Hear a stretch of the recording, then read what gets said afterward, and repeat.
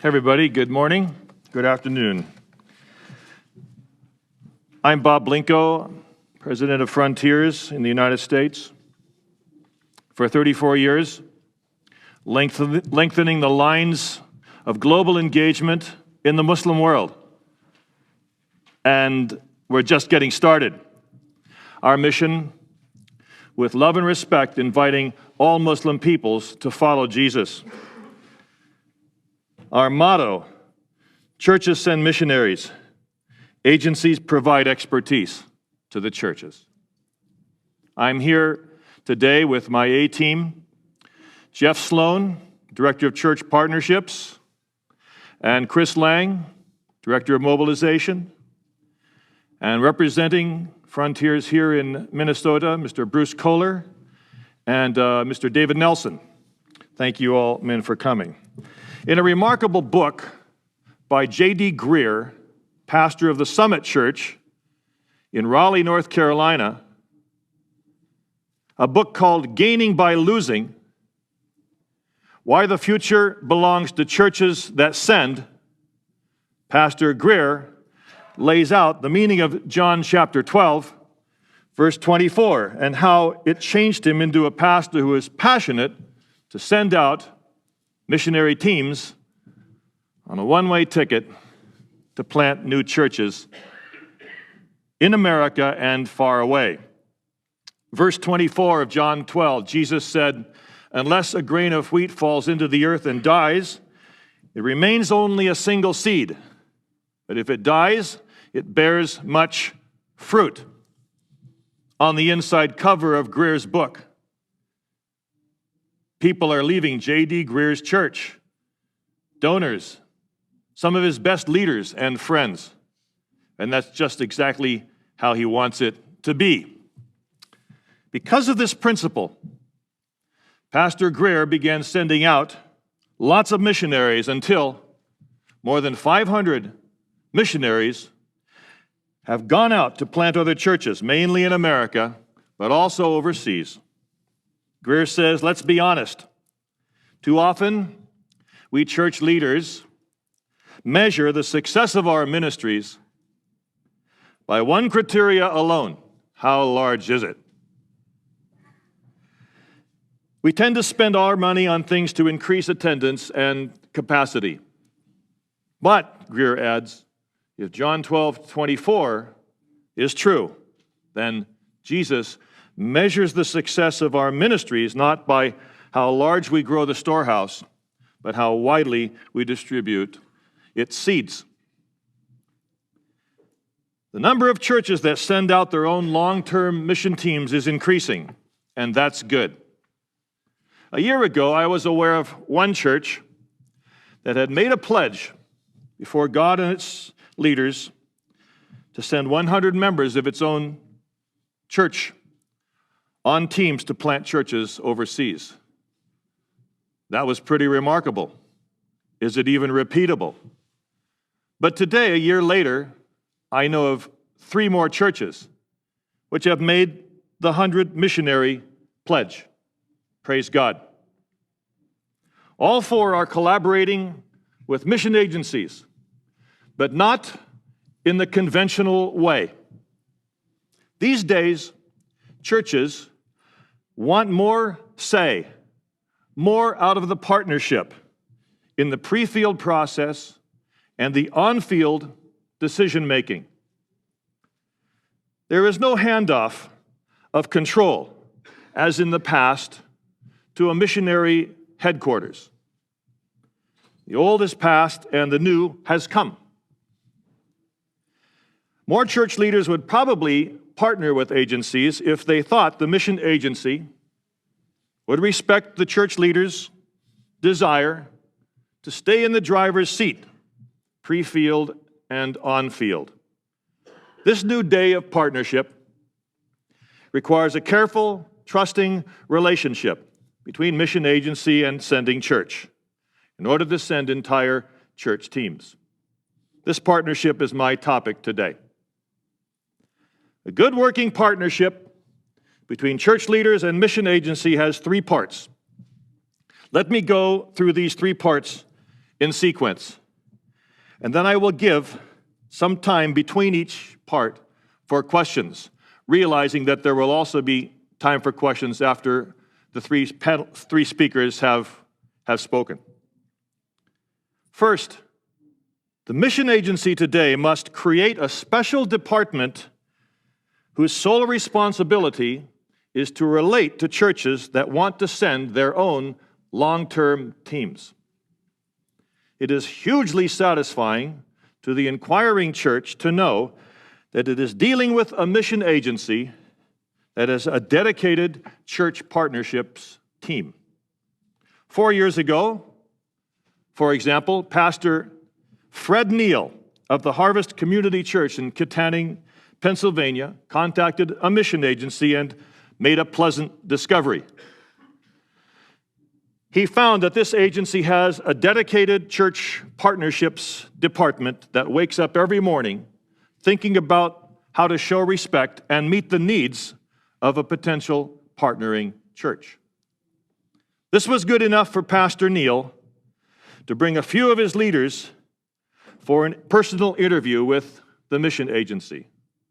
Harvest Community Church had already identified 6 adults and the families that would go as a team, had already identified the team leader couple, and had already identified the city in India where they wished to locate their team. As the church leaders at Harvest Community moved forward in the process, Pastor Neal was encouraged to talk with the same person at the mission agency every time. There was no handoff from the pamphlet to the plane. So this is the first of 3 assets that I believe the mission agency can create in this new day for partnering churches. Do you have any questions?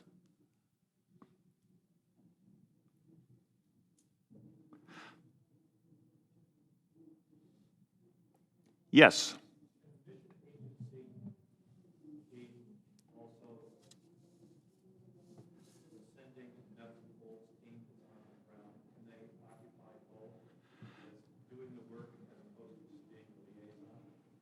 Can the mission agency be the nuts and bolts, what, on the ground? The mission agency is going to expect the field decisions to be made by the team that is sent by the church. And we will be there on the field to hold that church-based team accountable to the very goals that it has enunciated in a written document. I'll talk about that in the next point. Anyone else? So I'm saying that a good working partnership means that the mission agency will create a small department to serve churches that want to send their own teams. Second, it is important that leaders of a church and mission agency write a memo of understanding specific to each church and every church team. Each church is different. Church leaders want to express their wishes and be taken seriously if a partnership is going to work. What components comprise an MOU between a church and a mission agency? First, the church leaders will normally express their desire to choose the members of the church team, including the team leaders. The church also should make known what country or people group it plans to adopt. The MOU may also specify what the team will do on the field in terms of business as mission or medical ministries, English as a second language, or humanitarian aid. The MOU will also carry in it the theological precision of the church, the emphasis within the evangelical tradition that is important to that church. Expects the mission agent to respond with respect. Perhaps the most important development in a partnership between church and agency is allowing the church team on the field to make its own decisions. Who knows better what to do than the team that is on the field? Which is more becoming an expert in the mission of the church where it is, the church team itself or a bureaucrat back home looking at his computer screen all day? I answer that the team on the field should be authorized to make its own decisions so long as it is eager for coaching along the way. A good team leader does not want to be second-guessed by someone sitting in an office 10,000 miles back home. The modern mission agency must yield control to the teams that are on the field. To me, this is very exciting. I was privileged to lead a Frontiers team in the Middle East for 7 years. We opened up the work of church planting in northern Iraq among the Kurds.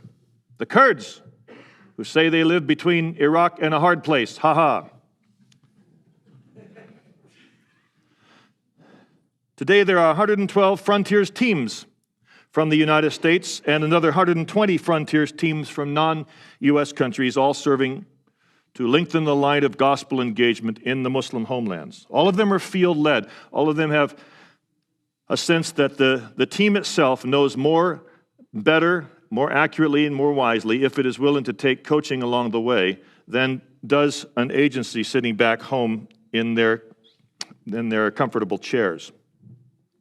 Churches should ask the mission agency with which it is considering a partnership if its team will be allowed to make decisions, to come to a theologically precise understanding of what is important for that team, or whether it will be controlled by well-meaning managers far away. The agency commitment to allow the church team to make its own decisions should be written into the MOU. The more specific the MOU can be, the fewer conflicts that will occur when differing expectations arise between the two parties. The signed MOU is like a contract. It lays out the expectations of a relationship and reduces the number of unwritten assumptions. Write it down in order to minimize friction and maximize trust. How blessed when brothers dwell together in unity. You all can see the wisdom of clarifying expectations. In the future, as the relationship moves forward, the church will realize that it wants to make changes to the agreement. And it is important to realize that good partners understand that there will be mid-course corrections along the way. Pastor Fred Neal and the church leaders from Harvest Community Church in Katanning, Pennsylvania, wrote an MOU with the mission agency. Harvest identified names of the people on the team leader couple that would lead the team, city in India, theological precision, which was important to this church. Mission agency agreed to all these factors, and the process moved forward. What does the mission agency bring to the relationship? The mission agency has expertise in two areas. First, in pre-field assessment and training. And second, the agency has expertise on the field in holding the church-based team accountable for the very outcome that it pledged to itself before God when it was sent out, when they laid hands, written down in the memo of understanding to plant churches overseas. Pre-field, the agency will assess the team to identify strengths and weaknesses in character, in marriages, in training. These should be all addressed before leaving for the field.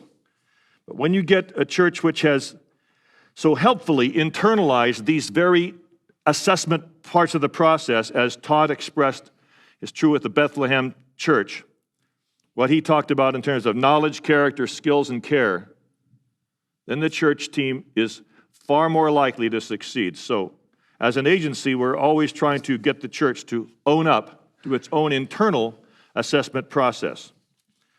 For myself, going through candidate school was a jarring experience because there was an issue in my life that no church had ever bothered to show care for.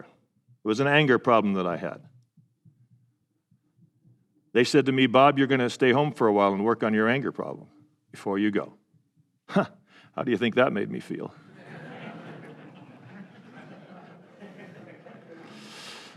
We take seriously, as a mission agency, our role in training the church team in peacemaking. There are many woeful tales of missionaries who love Jesus but could not get along with one another. The Bible is our guide in resolving conflict. The pressures of moving to a foreign country, of just getting along with a few others, is bound to exacerbate the issues of anger and lust and pride and lying. Prior to departure, we must learn the means of making peace with one another for the sake of His name. Every team goes through 4 stages of development: forming, norming, storming, norming, and performing. And I don't know any shortcuts. Every marriage goes through these 4 stages as well. Let's plan to glorify God by our perseverance in the things of the heart.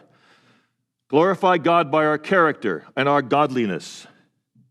Let us not give a reason for the devil to succeed with our teams. We are not unaware of his schemes. In some cases, there are habits of the heart that have gone unexamined for years. It will take years of humble effort and accountability to gain victory.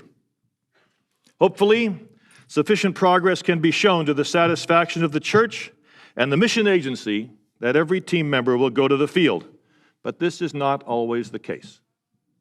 Some of our applicants receive a go, others receive a slow, and some receive a no. And we trust God in this process, that in His providence, some will be able to glorify God by not going to the field. Sometimes it's better to remain in the church. Mission agency has a second expertise, and that is on-field accountability for planting churches. The agency will hold the team accountable for the memo of understanding that the team leader and the team church wrote. We believe that the church is God's main New Testament structure, means to bring about His purposes and to forward the kingdom of God. The mission agency knows what are the most fruitful practices in planting churches among never-been Christian peoples in Asia, Africa, and the Middle East. What are these fruitful practices? First, research shows how crucial it is for a team to learn the local language. Language learning is the first fruitful practice, but a team will go to almost any extent to avoid the real work of language learning. Language learning makes you young again. That is, you will cry like a baby. The MOU that the team writes will include a paragraph committing the team members to learn the local language. Research shows how important it is for the team to learn from Jesus Christ how to fish for men and women, how to overcome their shyness, put down their laptops, walk outside, and bring the hope of Jesus Christ by opening their mouths to tell the stories of Jesus Christ. There is no substitute for doing the work of an evangelist. The team that has resolved conflicts on its team by humbly asking God and the team to reveal the log in our own eyes, and then going to the person who is offended, will practice peacemaking and live long in the land. Then there is the issue of security. The mission agency takes security seriously and has probably developed some expertise that will help you in your times of trouble to make your people stay safe in God's will. Plus, there are annual regional conferences that bring together all the teams that serve in the region. Your church team with many other teams. These conferences are times of rest, relaxation, and refreshing for families, for children, chance to enjoy fellowship with other teams in the region. In sum, the MOU has 2 parts. Part A, the church writes down what are the important factors in the partnership. Part B, the agency writes down what are the areas of expertise it will provide to the church team, pre-field and on-field. And being wise to know what they need to help achieve their goal, the church leaders enter into a contractual relationship with the mission agency whose expertise and goodwill they respect. That's point number 2. Any questions? Yes, sir? Could you describe the on-field accountability a little bit more? Is that just a written report once a month, or is it more like an accountability partner? First of all, the accountability has to do with what the team itself has written down in the MOU, just to make that clear. And then, yes, there would be monthly contact between the team and the team leader overseer. The team leader overseer is someone that the church and the church team that is being sent have agreed to be their overseer supervisor and hold the team accountable for best practices in church planting, for, in a summary, thriving and staying on task. Thriving meaning personal relationships, godliness, character, perseverance, peacemaking, conflict resolution, and staying on task, the things that make for planting churches. A written report every month or a Skype call every month would probably be sufficient under normal times. If there's a difficulty, then the team leader overseer wants to be more involved. Team leader overseer wants to commit also to one visit a year onto the field. I'm the team leader overseer for 2 teams in northern Iraq, for example. I'll be going there in May. What else? Yes? If there are 2 different teams sent by the same agency with different theological MOUs, how do you guys work with that and say one's on this side, one's on this side? Yeah, there are different sides within the evangelical and biblical tradition, and Frontiers is an honest broker with every church and every team. We're trying to say yes within the evangelical framework to your emphasis and this emphasis. So we have 112 teams, and some of them are, they find each other and hold one another, they find one another and find common theological alignment within those teams, but not with so much with the other teams, except that they all have agreed to respect the differences. That's important. I'm a Presbyterian. I have lots of good reasons why we should do infant baptism on the Muslim world, guys. I keep losing that argument. What else? So what I have said is that church leaders and mission agencies should write a memo of understanding expressing the expectations of each other. Each church is different. Some churches want to run the revenue for their teams through the church itself and bypass the mission agency. A mission agency had better be prepared to say that's okay. May want to run their finances through a nonprofit organization. Others want to run the revenue through the mission agency. Either of these should be okay with the mission agency. Write it all down in the MOU. You can make mid-course corrections along the way. Okay.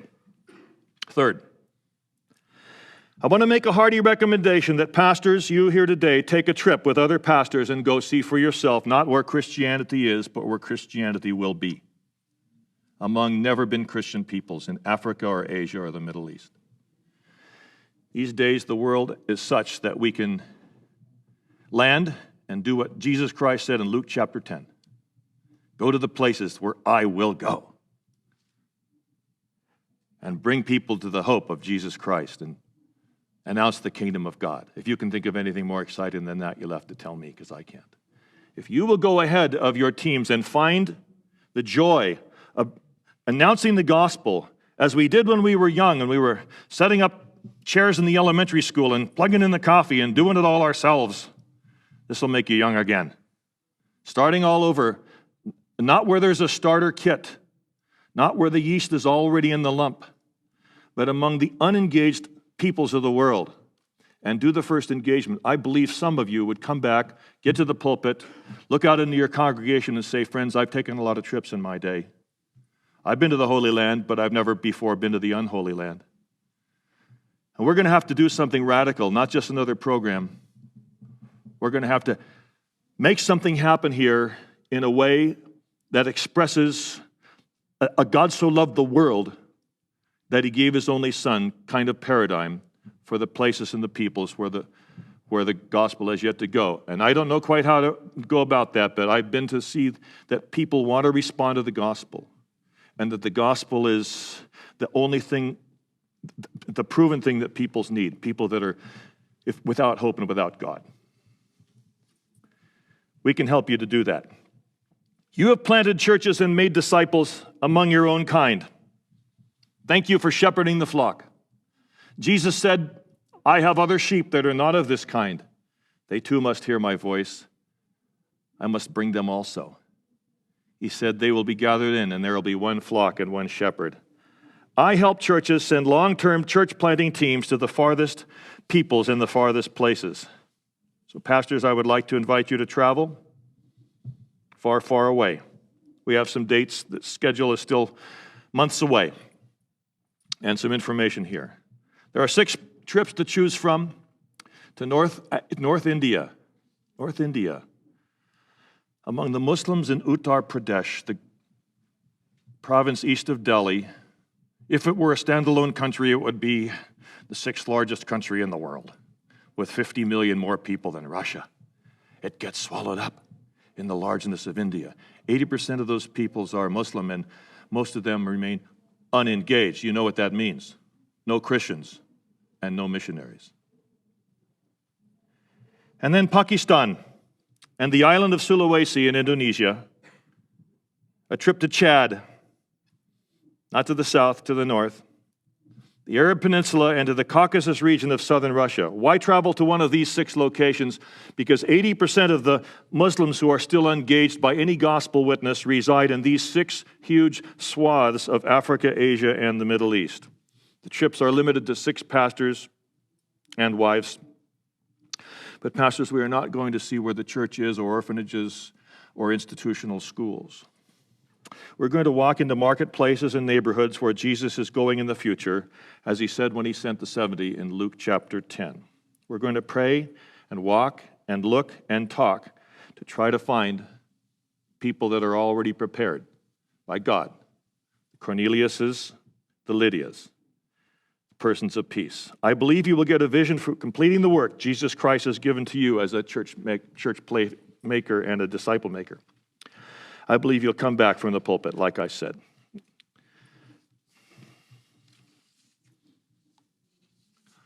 Any questions about that?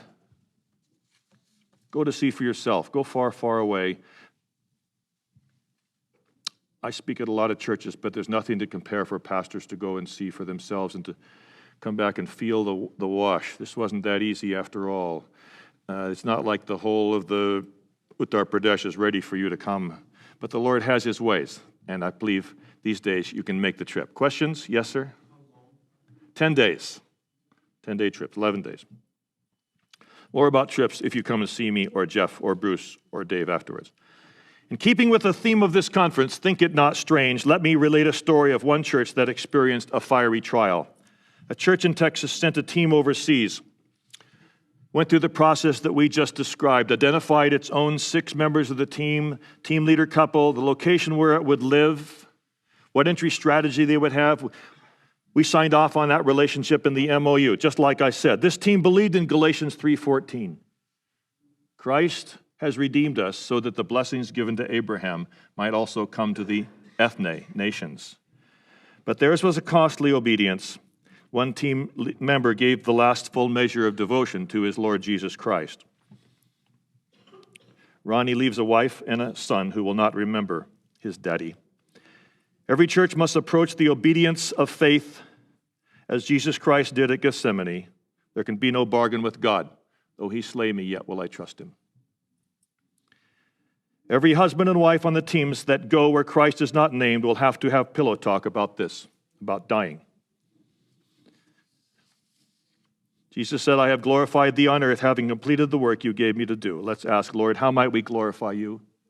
Pastors, how might we glorify God by completing the work he gave us to do? Pastor J.D. Greer has believed Jesus' words that if a grain of wheat falls into the earth and dies, it bears much fruit. A good partnership with a mission agency can turn a church's what if. What if churches would invest their greatest asset, their discipled peoples in the pews, to make disciples among the nations? Turn a church's what if into what is. It starts with respect.